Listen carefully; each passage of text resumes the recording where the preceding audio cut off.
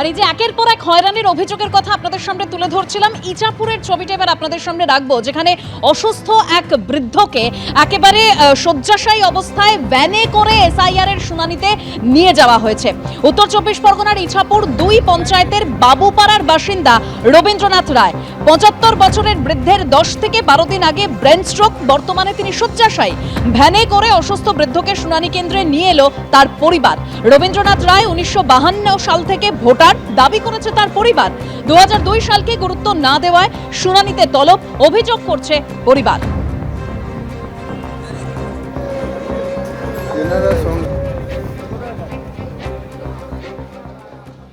কেউই যায়নি এবং ওনারা আমাকে বলেছিলেন যে আপনার একটা অ্যাপ্লিকেশন করতে হবে, তবেই আমরা বাড়িতে যাব, এটাই বলেছিলেন।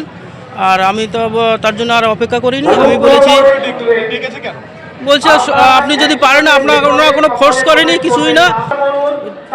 খুবই কষ্ট, খুবই কষ্ট। আর ইছাপুরের পর দুর্ভোগের ছবিটা মালদাতেও। অসুস্থ এক বৃদ্ধা, তিনি এসআইআর এর শুনানিতে হাজির হয়েছেন, যার বয়স প্রায় 90 ছুঁই। বয়স ও শারীরিক সমস্যার কথা জেনেও ছাড় দেওয়া হয়নি, অভিযোগ করছে পরিবার।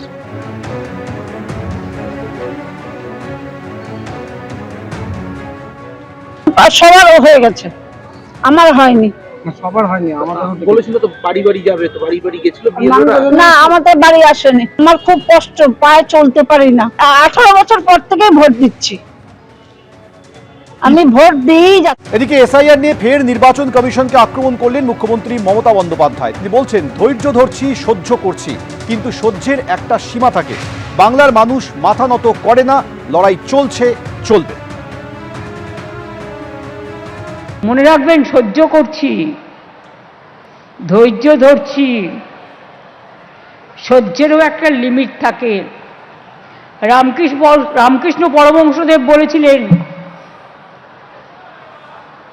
একটা সাপ তাকে গিয়ে বলেছিল, আপনি তো আমাকে কামড়াতে বারণ করেন, আমি কাউকে কামড়াই না, কিন্তু আমাকে সবাই খুব মারে জানেন, আমার খুব কষ্ট হয়। রামকৃষ্ণ পরমহংসদেব বললেন, আমি তোমায় মারতে বারণ করেছি, আমি তোমাদের তো ফোঁস করতে বারণ করিনি। ফোঁস কিন্তু থাকবে, জেনে রেখে দিন। বাংলার মাটি মাথা নত করে না। প্রত্যেকটা মানুষের গণতান্ত্রিক অধিকার যেন রক্ষিত হয়, এর জন্য লড়াই চলছে এবং চলবে। মমতার এই মন্তব্যের প্রেক্ষিতে সমীপ ভট্টাচার্য কি বললেন, শুনুন।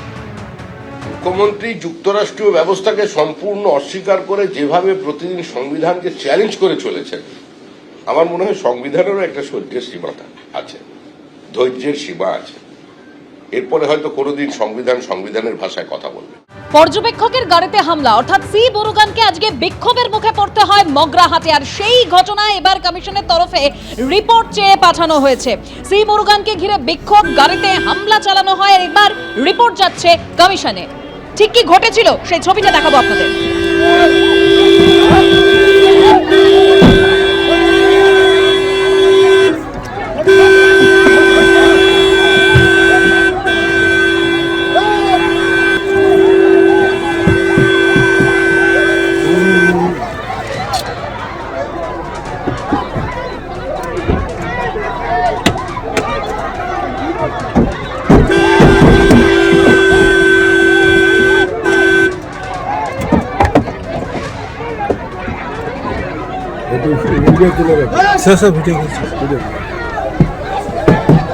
আমরা এসেছি এসআইআর এর উপরে মানে প্রতিবাদ করতে, এবং আবাস যোজনার যে সমস্ত যে কাজ বন্ধ দিয়েছে তার প্রতিবাদের জন্য আমরা আজকে এখানে এসেছি।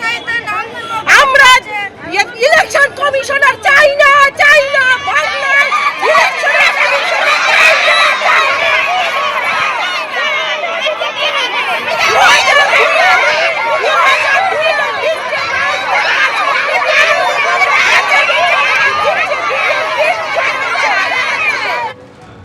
আমি আমার কাজটা করে ছাড়বো, আমি আমার কাজটা করে এখান থেকে যাবো। স্যার, আপনার নিরাপত্তার অভাব করছেন কোনো পাইলট কার নেই? একজন আইএএস অফিসারকে কি নিরাপত্তা লাগবে?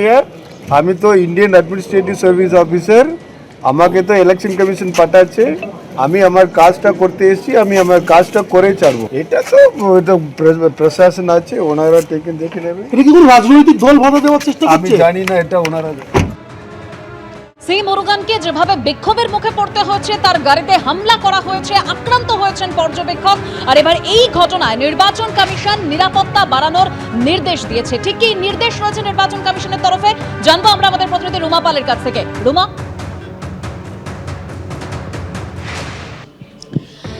দেখো, জানিয়ে রাখি যে যেভাবে এই আজকে ঘটনা ঘটেছে একদম পুরো শুনানি কেন্দ্রে, সেক্ষেত্রে কিন্তু কমিশন শুনানি কেন্দ্রে সিকিউরিটি অ্যারেঞ্জমেন্ট যাতে ঠিক থাকে সেক্ষেত্রে কিন্তু ডিজি এবং সিপিকে নির্দেশ দিয়েছে।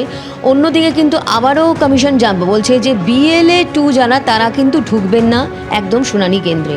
এবং অন্যদিকে জানিয়ে রাখি ইতিমধ্যে কিন্তু সিইও দপ্তর থেকে সিইও ECIকে জানিয়েছেন, ECI যাতে সেটা নির্দেশিকা হিসেবে, অবশ্যই সেটা পাঠালে বোঝা যাবে, ECI সেটা নির্দেশিকা হিসেবে পাঠাবে যে BLA 2রা কিন্তু কোনোভাবেই শুনানি কেন্দ্রে প্রবেশ করবেন না। এটাই কিন্তু ECI এর গাইডলাইন রয়েছে। এবং শুনানি কেন্দ্রে যাতে কোনো সিকিউরিটি অ্যারেঞ্জমেন্ট সব রকমের ব্যবস্থা ঠিক থাকে সেক্ষেত্রে কিন্তু আবারও নির্দেশ দেওয়া হয়েছে ডিজি এবং সিপিকে। অন্যদিকে জানিয়ে রাখি BLA 2রা কিন্তু কোনোভাবেই শুনানি কেন্দ্রে প্রবেশ করবেন না, এমনটাই কিন্তু ECI এর গাইডলাইন রয়েছে। এবং ECI থেকে সেই নির্দেশিকায় কিন্তু কয়েকদিনের মধ্যেই আসতে চলেছে। মগরাহাটে কমিশনের পর্যবেক্ষকের গাড়িতে হামলার ঘটনা ঘটে আজ। মগরাহাটে সি মুরুগানের গাড়িতে হামলার জেরে গাড়ির ডোর লক ভেঙে যায়। কমিশনের পর্যবেক্ষক সি মুরুগানের গাড়ি ঘিরে বিক্ষোভ, তারপর তার গাড়িতে হামলা হয়। আরও একবার দেখুন সেই মুহূর্তের ছবি।